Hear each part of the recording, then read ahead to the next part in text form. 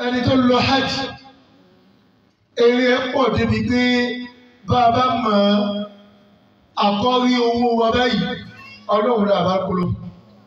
èyí tá a fi ń sáré ilẹ̀. ó ní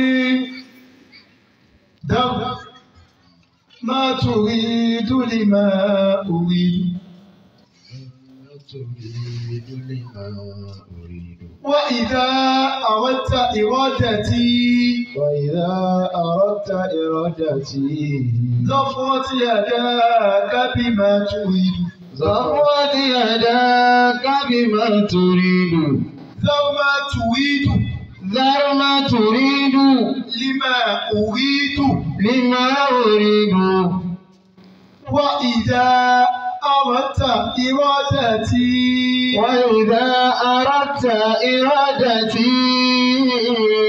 ظفرت يداك بما تريد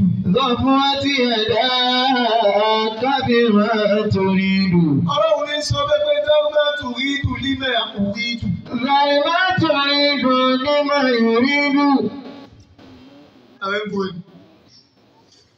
dáúdà tùrídù límẹ̀ àkùrídù. àbùdí àǹtà tùrídù. ẹrú mi ìwọ náà ń fẹ́ nǹkan. wà á nà tùrídù. bẹ́ẹ̀ náà lèmi ọlọ́run mo lérò nígbà tèmi náà ń fẹ́.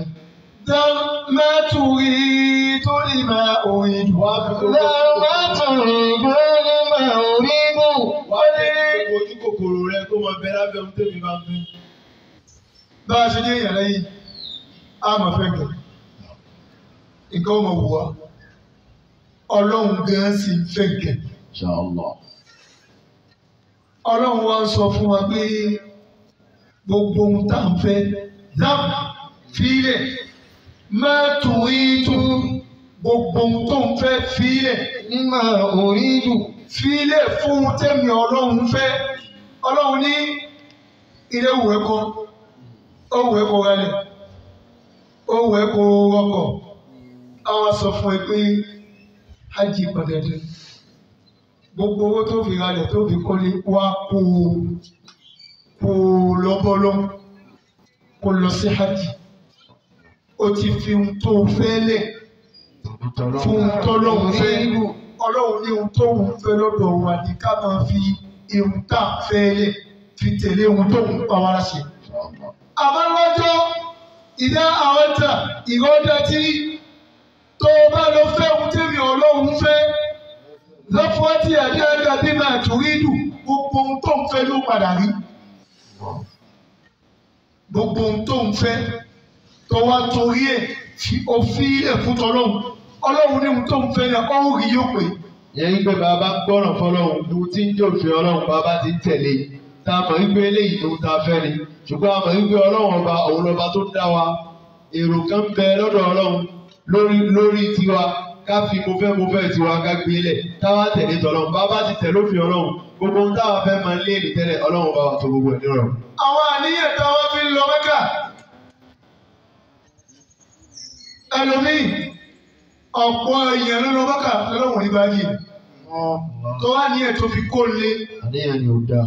Wọn gbọ́dọ̀ pọ́npẹ́ lágbájá lọ Mẹ́kà káwá níbi ìtì lọ. Òpó àdúgbò wa ló ti lọ Mẹ́kà tán ibi nìkan ló kù. Ká gbọ́ pé àbúrò mi ò lọ Mẹ́kà káwá níbi ìtì lọ ó ṣàbùrù mi. Ẹ̀yin olú ọmọ ẹ̀kọ́ ó jáde lọ Mẹ́kà kò jẹ́ tó lọ́hùn. Ọkọ̀ lọ màlúù mi bí ẹni lọ Gabon tó lọ Amẹ́ríkà tó lọ màlúù ìwọ náà lọ mọ ìlú Mẹ́kà tó o bá dé ìwọ náà ó ròyìn pé báyìí ni Mẹ́kà rí tó bá díwájú Ọlọ́run ní áàdì tó lọ ní tèmi kọ́. Iṣẹ́ ta ara ẹ̀kọ́ ló ṣe. Torí ò lọ nítorí ẹ̀sìn ó lọ nítorí pé ká má bàa pé lágbájá lọ. Èmi náà ò lọ. Èmi wá tí ì lọ èébú ló jẹ́ fún. Ọ̀pọ̀ ìyàwó ọ̀pọ̀ ìyáálé tíyàwó ẹ̀ ti lọ Mẹ́kà lọ́jọ́ ìyáálé ti ṣiṣẹ́ kò tí ì wo Mẹ́kà wo rẹ̀ ó wá gbogbo ìyàwó tòun lọ Mẹ́kà ó wá ní lọ́dún tí ń bọ̀ fún láti lọ ọmọ obìnrin ni ò lè lọ Mẹ́kà kébì mọ́ lọ àwọn àníyàn yẹn a lè rí dáadáa nìkan lọ a lè rí bí yàrá bẹ lọ káàdì ìyá máa ń lọ láníyàn pé mo fẹ́ lọ ṣẹ̀sìn. Tọ́mọ wa ń pé Mẹ́kà kí ni ìtàn Mẹ́kà? Ká tó bọ́ síbi fàmẹ́lì bíìtù. فمن بيت ما الأركان ما الحجر ما الصفا وما زمزم أنت الذي قد أردناه لديناك أتيناك جئناك ربنا إليك ردنا لا لبيت بنيناه أنت منانا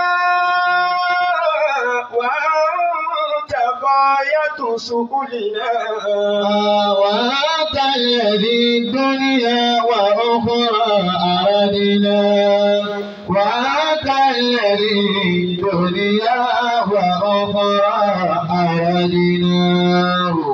Kí tó lọ bí orin nì, èyí ni ó ṣàlàyé fún wa àníyàn tá à ń gbé lọ Mẹ́kà.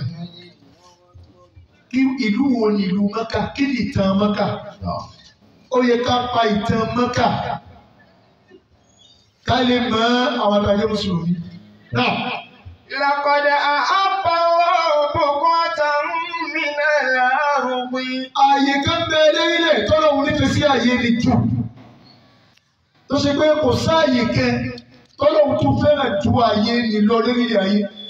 وحرمها قبل أن يخلق السماوات والأرض ب50,000 سنة. Ọlọ́run wá ṣe ààyè yìí láyé ọ̀wọ̀. Ọlọ́run tó dá sánmà àtilẹ̀ 50,000 ans. 50,000 ans, 50,000 ọdún.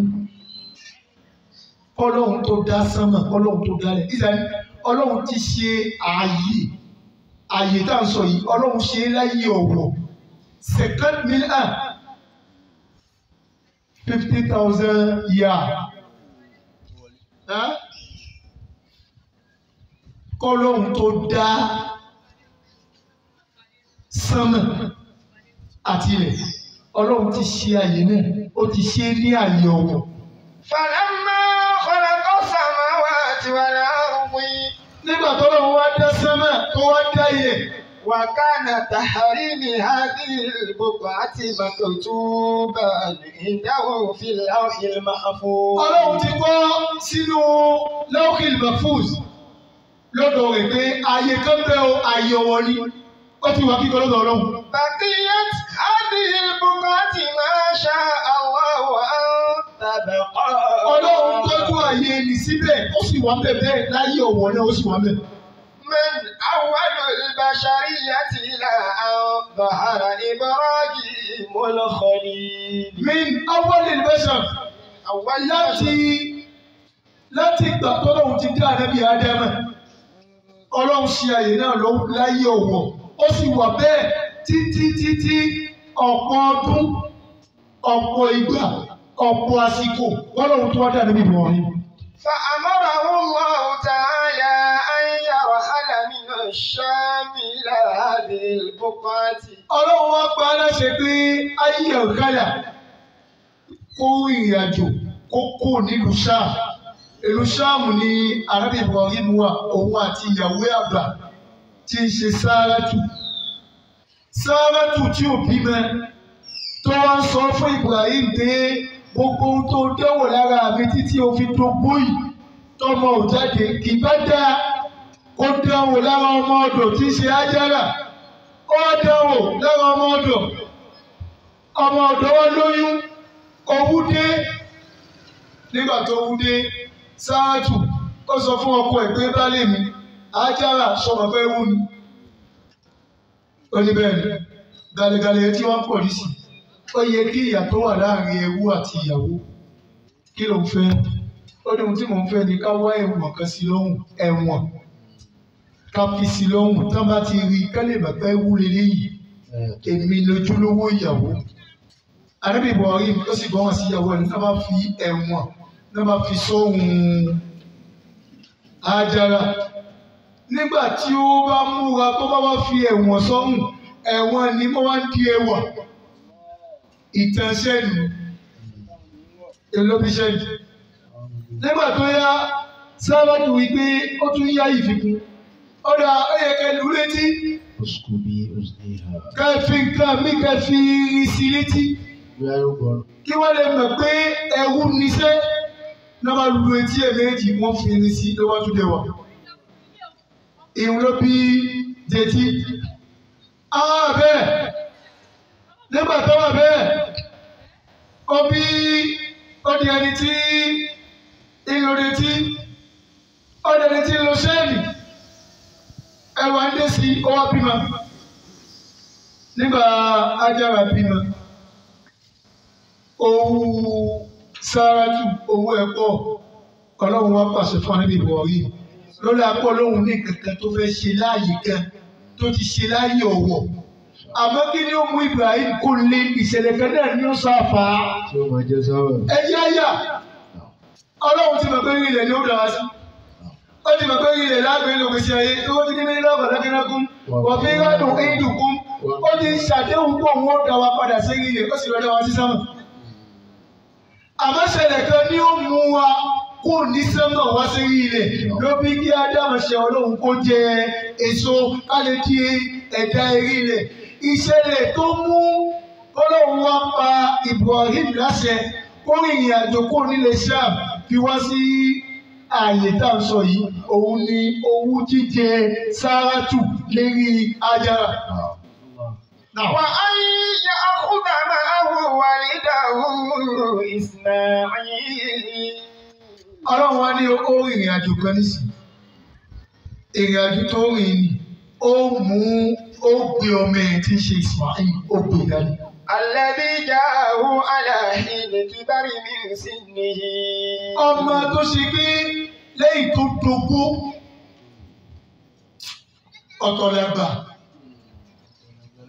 ọ̀tọ̀ làgbàlagbà ọ̀tọ̀ lógbó àwọn àgbàlagbà ni wọ́n tí wọ́n sá fún ogbó.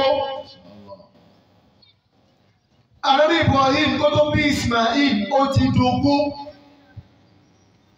lẹ́yìn tó wá di ogbó Ọlọ́run wá ń pàṣẹ fún ogbó tó fa ogbó ara bímọ ṣe fẹ́ pé wọ́n ní wọ́n ìfọ̀mẹ́síré èèyàn sì bá wọn ná ọmọ wọn Ọlọ́run wá ní bí ọmọ òpó lò gbé bí ọmọ náà. Wa ummuhu Hajar. Àti ìyá tó bí tí ń ṣe Ájára. Liyada'ahuma fi dhalika al-makan. Wá gbé wọn lọ àyè tó fẹ́ gbé wọn lórí ó wà gbé wọn jókòó síbẹ̀ fún àwọn gbé bẹ̀. Wa kana makanan muqaffaran muwahisha. Báwo ni Ibrahim ṣe máa yé náà kò mọ̀ wọ́n rìnrìn àjò lọ́lọ́run sọ lọ́lọ́run fi sọ́nù sọ́wọ́ àti wà ìdíkọ̀ wá aká lé Ibrahim makana al-bayti bọ̀wọ̀ àrṣàdà ìdí àrṣàdínà lé Ibrahim makana al-bayti nígbà tá a júwe ààyè ni a júwe fún Ibrahim torí kò mọ̀ àyẹ̀wò wọlé yẹn náà. مكانا مقفرا àyè tí ò sómi tí ò sí èèyàn tí ò sí ubi kò sẹ́ni tí wọ́n bá sọ̀rọ̀ láàyè rẹ̀. بواد غير ذي زرع. lẹ́lùkọ́ ni fi ní bìwádìí láàyè kan غير ذي زرع tí kò sí ubi ń bẹ̀ mọ́tìkì ìwọ́n ní ṣó. ولا ترى. ولا tọ́ra. Kò wá sí ẹranko kan bẹ̀, ìrẹ̀ ẹranko kan ò sí bẹ̀. Wala anis. Ẹni tí wọ́n bá wojọ́ ò sí bẹ̀. Wayuwalli azharahu. Wayuwalli azharahu. Wayawalla azharahu. Ànábì Ibrahim nígbà tó wọ́n mú ìyàwó àtọmọ òpónù tí mú yà. Ismail mú yà lọ́wọ́. Ó wá gbéyàwó àtọmọ ẹ̀ ó wá gbé wọn dé àyè ká sọ yìí nígbà tó gbé wọn débẹ̀ wà á yá sọ́ọ̀rì ebi tọ́lọ́ mu ní kí n gbé yín sí ni ẹwà mẹ́rin wà á yín sọ̀rí fà lọ́wọ́ máa yí padà bí máa ń lọ. wà á fi dhalika ibtalahu عظيم لإبراهيم الخليل. èyí ń tọ́lọ́ ṣe fún Ibrahim àdéhùn ńlá ni. في ولده. ẹbí wéra ìyàwó tó fẹ́ tó wá bímọ fún ẹ lẹ́yìn tó ti wá ọmọ fún bíi 60, 50, 100 ọdún tó rí torí àwọn ìtẹ̀ náà. Zakariya òun wọn ní ó ní 100 ọdún kó tó bímọ. Sọ́bẹ̀ẹ́sẹ̀. Nínú ìtàn míì 100 ọdún ni wọ́n tún attribué fún Ànábì Ibrahim fóun ló ní 100 ọdún kó tó bímọ. Ẹ wọ ọmọ tí ẹ ti wá tí ò bí títí fi wá di aago ni. Ọlọ́run wa pẹ́ láṣẹ pé ọmọ tó fa ugbó ara bí tó sì kù tí mu yàn gbéyàwó àtọmọ wà ló gbé sáàyè kẹ. Ó wá gbéyàwó àtọmọ lọ àyè tọ́lọ́run ní kó gbé sí láàyè ni. Nígbà tí ó débẹ̀ kò sí wúfin bẹ́ẹ̀ kò sí ìyàn bẹ́ẹ̀ kò sómi bẹ́ẹ̀ kò wá sí ọ̀rọ̀ ẹranko bẹ́yà bí ọwọ́ àwọn ẹranko kápá kò sí kẹ̀kẹ́. Ọlọ́run ní kó gbé síbẹ̀ ó wá tẹ̀lé àṣẹ Ọlọ́run. Táwọn ẹbí bá ní ká máa tọwọ́ ìkẹ́ àti ìgẹ̀ fóun gẹ́gẹ́ bọ́lọ́hun ṣe tọ́ gẹ́gẹ́ bọ́lọ́hun ṣe kẹ́ Ànábì Ibrahim ọmọ ohun tẹ́tí ẹ̀ gbọ́ nípa Ibrahim lọ́dọ̀ Ọlọ́run.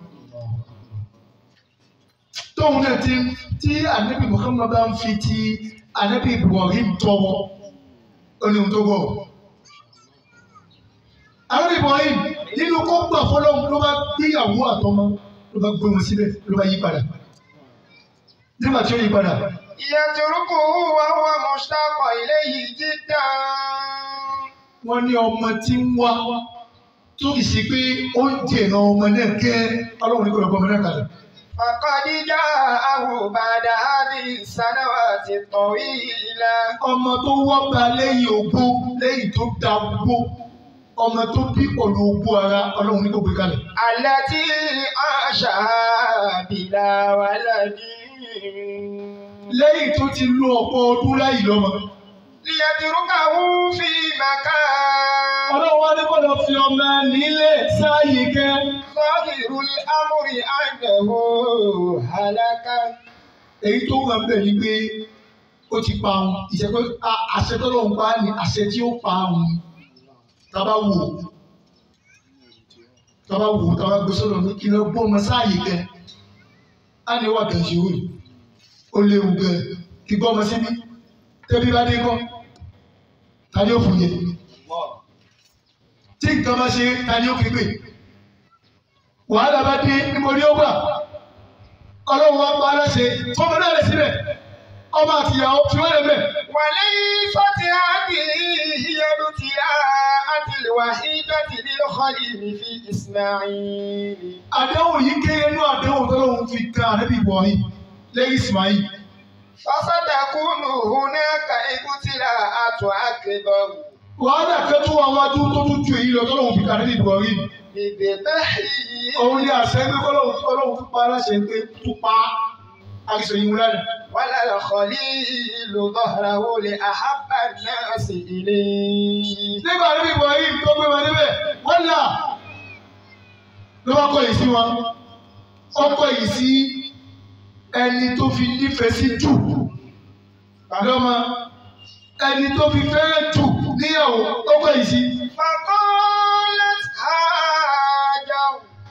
Ìyàwó kékeré tó bímọ fún ìwọ sọ fọ́kọ rẹ̀ pé إلى من تتركنا.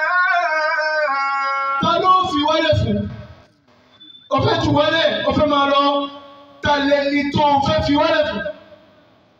Àwọn Ànábì Ibrahim kò gbà á àmọ́ kò lè ṣe gẹ́gẹ́ ọmọ mọ́nà ìyàwó bá ń tẹ̀lé ìbílírì pé lábẹ́yìn تتركنا.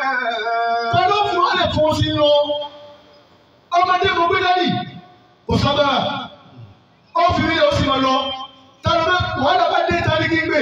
فلم يجب. Ànábì Ibrahim ò dáhùn ó sàn lọ. قالت. Nígbà tí àwọn wí pé ọkọ tòun ò dáhùn gbogbo ohun tóun sọ fún ọ sọ fún pé. Allahu amaraka bihada. Allahu amaraka bihada. Sọ́lọ́hun ló pa ẹ́ láṣẹ pé kó ṣe ohun tó ń ṣe yìí. Allahu amaraka bihada. Sọ́lọ́hun náà ló pa ẹ́ láṣẹ pé kó wá jù wá síbi kó máa lọ ní. Níbẹ̀ ni Ibrahim máa wọ èyí ló bá dojú kọ ìyàwó ẹ̀. Ó wá sọ fún pé bẹ́ẹ̀ wà mọ̀mọ́. Ọlọ́run ló ní kí n ju ilẹ̀ síbi. Nígbà tó fún lé sí ló bá mọ́nà. Ìyàwó gan bá padà lẹ́yìn ẹ̀. Ẹ jẹ́ àwọn bí ẹ ṣe mọ lóhùn. Ẹ wo bí ìyàwó ṣe mọ lóhùn. Nígbà tí sọ fún ọkọ pé ta ló fi wálẹ̀ fún? Ta ló fẹ́ tu wálẹ̀ fún? Ọkọ ò dáhùn. Ó sì mọ ọkọ ẹ̀ pé àṣẹ Ọlọ́run ní máa ń tẹ̀lé. Ó wá bí pé ọ̀dà tí Ọlọ́run náà ló pa ẹ́ láṣẹ kó wá jù wálẹ̀ síbi. Ọkọ níbẹ̀. Lẹ́yìn tó sọ bẹ́ẹ̀ ni ara tiẹ̀ náà bá lọ́wọ́ mọ́nà. Ìyàwó gan mọ́ padà. Níbi tí ìyàwó ti ń fi ọkọ ẹ̀ lẹ̀. Olówó oyè ọ̀rọ̀ ọmọ kékeré tọmọ ó sì mú yàn láyà tọmọ bá mú yàn bùṣe tí ìyá ò bá jẹun kí lọmọ ò mú náà yàn ìyá ò ní lágbára àti fọmọ lọ́yàn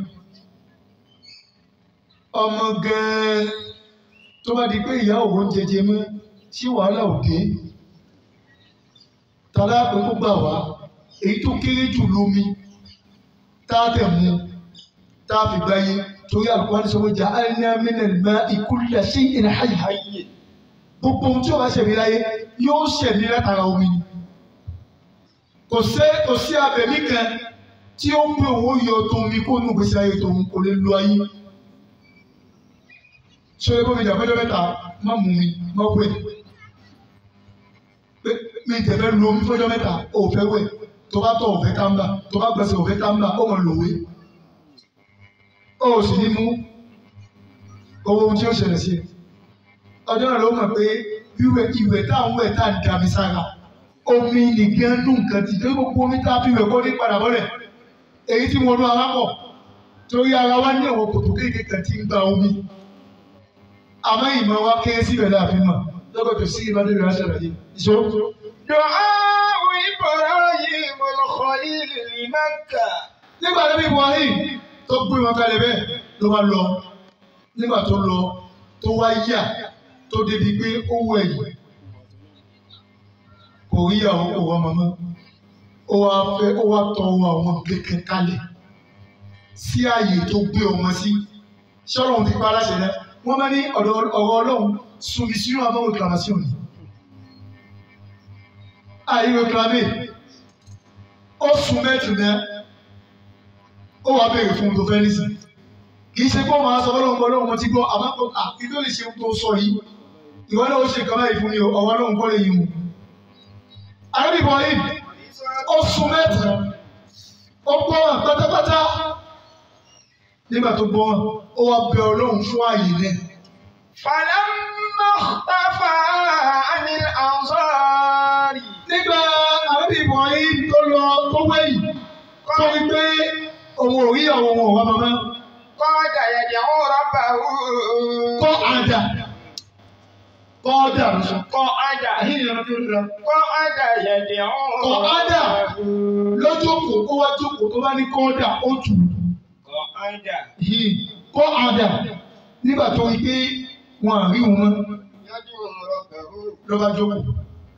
Ó wá bẹ̀rẹ̀ sí bẹ Ọlọ́run ẹ̀. Rabbana inni askantu min dhurriyyati biwadin ghayri dhi zar'in. Ebi tó yẹ kó òkè ìwò kò wá ní. Rabbana inni askantu min dhurriyyati biwadin ghayri dhi zar'in inda baytikal muharram. ربنا ليقيم الصلاة فاجعل أفئدة من الناس تهوي إليهم وارزقهم من الثمرات لعلهم يشكرون wọ́n dùn omi kọjá mẹ́. ربنا إني أسكنت من ذريتي بواد غير ذي زرع عند بيتك المحرم ربنا ليقيموا الصلاة فاجعل أفئدة من الناس تهوي إليهم وارزقهم من الثمرات لعلهم يشكرون ربنا إني أسكنت من ذريتي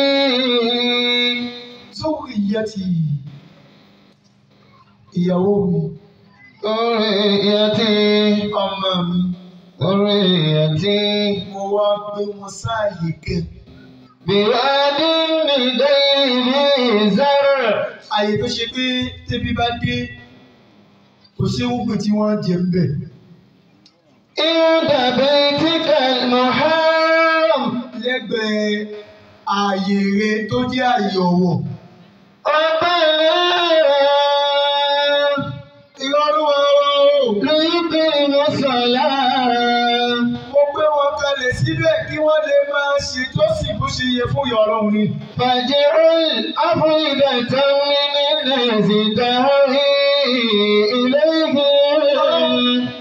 ayé ò ṣe é lò lẹ́yìn rẹ ni táwọn bá sọ̀rọ̀. Ọlọ́run mo bẹ̀rẹ̀ jẹ́ kí ọ̀gọ̀ọ̀rọ̀ èèyàn kọ́ máa jẹ̀rán ààyè nì kọ́ máa wọ́ ọmọ wá bẹ́ẹ̀. فاجعل أفئدة من الناس تهوي إليهم kọ́ máa wọ́ ọmọ wá bẹ́ẹ̀ kọ́ máa wá lọ́dí gbogbo ìgbà.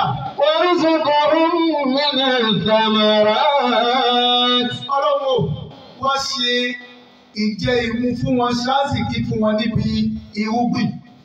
Ẹ wo Mẹ́kà ilẹ̀ kan ní tí ìyọ̀ ogun àmọ́ kò sí irúgbìn.